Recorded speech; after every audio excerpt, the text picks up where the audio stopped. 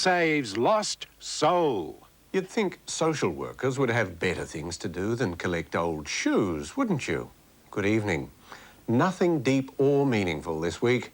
Just another of our collections of what happens when media quality control breaks down. And isn't that all the time? Technology may have increased newspaper profitability, but getting rid of proofreaders, a group of people who knew the capital of the Maldives, could spell chrysanthemum and had a proper grasp of punctuation, and reliance on word processors' spell check functions has produced a plethora of homophones fit to make their authors cringe, like the Weekend Oz's Jane Fraser, who intended to convey a feeling of submission, but failed. I nodded weakly, too worn to argue.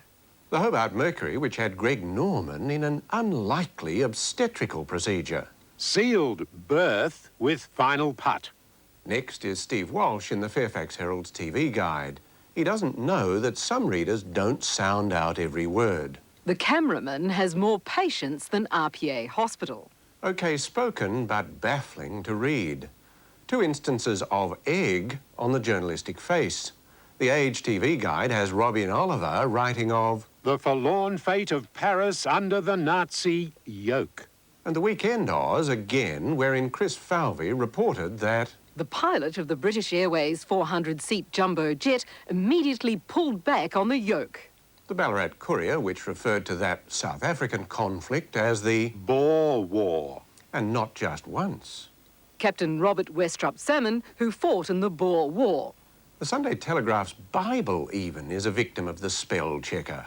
That peace of God, which is so much greater than we can understand. Don Greenlees in The Australian chose to stand in line rather than take his cue. The sales job didn't begin on cue. And the Canberra Times' Crispin Hull, most unimpressive in deriding a jury system which picks 12 people out of hat who know nothing. Hull would know, and he warms to his theme. Small wonder the truth eludes them. Perhaps the esteemed and opinionated Frank Alcorta was responsible for an NT News editorial which wrote off the French currency as wobbly Frank. Perhaps the Rockhampton Morning Bulletin had Buddha in mind with this caption about meat workers. Standing idle for 3 weeks. Heading a nasty letter about us, the cheek of it, the Launceston Examiner seemed to adopt the sentiments. Letters to the editor. And yet another from the Australian who seemed to think rhinos are related to the Stegosaurus or the Brontosaurus. A black rhinoceros. Television's another matter. There, journalists contrive to make themselves look foolish quite deliberately. There's no story that doesn't call for a silly pose from a silly poseur. First example, an item about a surplus submarine. So if being in command of your own warship appeals, then you better be quick. For around $70,000, she won't last long. Susan Elliott, 7 Nightly News. Ms. Elliott's rival, Darrell Anderson, will do just about anything to get his head on the box, even in a story about skin cancer detection. But it wasn't his head that was the focus of medical interest. The important thing about a simple technology like this is that in 97% of cases, if you catch a melanoma early, it can be cured. More from Darrell shortly. From the execrable Today Tonight, Tracy Bowden in a pose she must surely regret. But as you can see, the Rooty Hill Resort offers all the creature comforts. Last year, 5 million tourists visited this area, and instead of encountering the Wild West, they found themselves in the lap of luxury. Cheers. How quaint 60s style lives. Lorelei Fong of Darwin's Channel 8 choosing the silliest possible place for a voice piece. At full capacity, the mine will produce more than 350,000 tonnes of zinc-lead concentrate and employ more than 250 people. What, Lorelei? Can't hear you. Back to 10 News and another shouting poseur. There are about 5 million Australians who claim some connection with Ireland. After all celebrating St Patrick's Day as hard as this mob, there are going to be a lot of headaches tomorrow. From listening to you, no doubt. Little wonder that Carmel Travers walked, is it? Back to print, where, if they're not listening to Roger's greatest hits on their portable homophones, the hacks are studying the works of Mrs. Malaprop. The Noosa Citizen speaks of an expert on environmental protection as a conservationalist.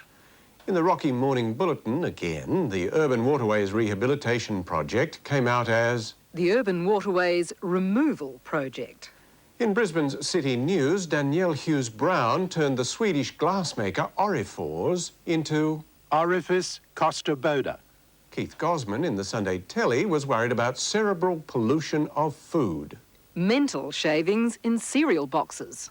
In the Perth News Chronicle, they reckon the stock market as an investment is slightly more risque than fixed interest.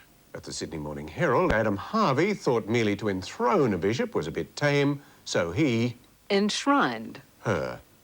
Same paper, and Jacqueline Magnay wrote of a once esteemed swimming coach treated now as a pariah.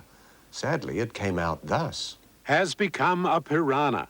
He'll never go hungry. The Bendigo Advertiser's Tom Laurie quoted a spokesman as calling a restoration project one of the most imaginary he had seen in years. That's property developers for you. Sadly, I can't tell you the name of the Coffs Harbour Advocate journalist who wrote this malapropism because it's a beauty. One of Coffs Harbour's tireless community workers has been honoured posthumously. Death is no laughing matter. Another round of electronic poseurs, I think, starting with one from the Ray Martin 6:30 show.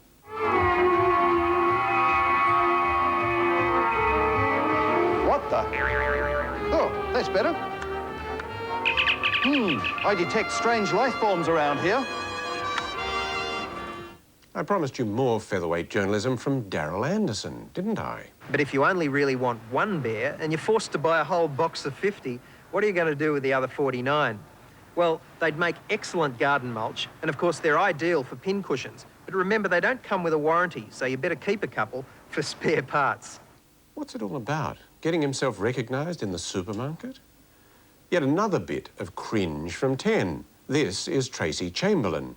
But for those of you who thought this car show was all about expensive European models that you could never afford, there's good news.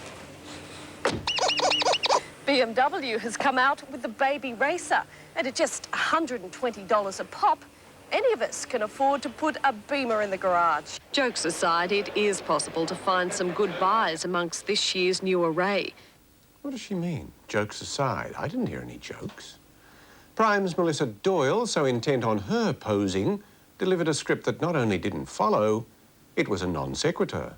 I guess when you think of a flower show, you don't necessarily picture a tough-looking Harley-Davidson like this one. But believe me, it does happen. The Canberra Harley-Davidson Club managed to convince a lot of other club members from around Australia to converge on Canberra's annual flower show for a bit of tearing through the tulips. It's all so mindlessly predictable. Guess how a Win sports reporter ended his item about a woman judo champion. Go on, guess. Heidi might well be ranked #1 in Australia and #11 in the world, but she looks pretty harmless to me. I'll show you harmless. Leith Mulligan, Win Sport. Well, maybe you guessed that one, but you'll never pick what 10's zany, wacky, off-the-wall character weatherman, oh, for the days of the forecast and just the forecast, what he did on his live cross to a sports expo. Now, the little fella, here he goes. He's on his way down to do the weather. Just learning how to stop's the hard bit, folks, but that was the Tasmanian version, not much of a version. Some good weekend weather coming your way, and it's coming tomorrow. The Advertiser's columnist Tony Love is a stone thrower and resident of a glass house. We brought you the spelling mistakes of South Australian Institute of Teachers Vice President Ken Drury. Now comes another. Well, Tony, yes, it does, but it's from your preceding item about Red Nose Day. The many calls from kids clamouring to see the cow doing her red nose rap.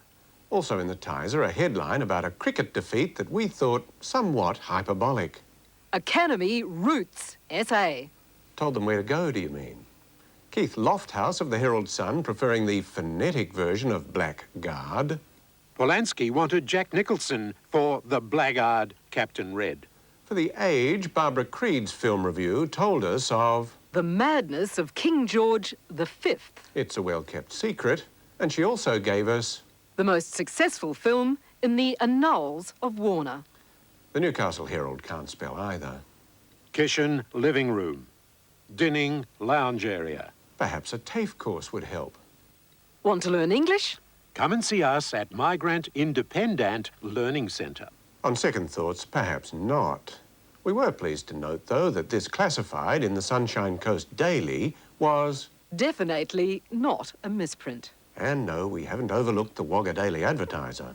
The price of peace is eternal vigilance. Journalistic competence comes somewhat more dearly. And we haven't finished with television yet. This collection is of poseur variations. 10's David Bashir hasn't heard that you shouldn't do it with children or animals. But he's had immediate results, winning the Japan and Melbourne Cups. But he says now his greatest challenge lies ahead. Rick Burnett from Brisbane Extra making a spectacle of himself. As you can see, I'm on top of the Channel 9 tower, and unfortunately this is not the best weather for taking such an outing. But there is another reason why we can't stay up here very long. The radiation here on the top is like standing in front of a couple of hundred microwave ovens with their doors open. Then why do it? On the same programme, Rob Reddings. He shouldn't have. Some people spend their lives fighting fat. No matter how hard they try, they're stuck with problem areas left through the genetic chain. Others just want to look as young as they feel. Lose a line here, a line there. At least no one could tell it was out of sync. And we're not really going to lump George Negus in with the poseurs, are we? That was Justin Murphy there with the thoroughly unique Cockney cabbies and their encyclopedic knowledge of London. This, by the way, is Kitsilano Beach, and it was well worth the cab fare. George, role model for... Only 3 nights ago, I was here with the help of the frontline team collecting evidence for tonight's expose. I put my life in danger. The whole team did. But as you'll see, it was worth it. The difference between the two, substance. A dead crab. This place, Vancouver, is on Burrard Inlet. Originally, the reasons were access to fresh water and transport, but these days, industrial pollution being what it is, none of these waterways are clean. This sort of thing's the result. The years on 39 Minutes weren't wasted, were they? Good night to you.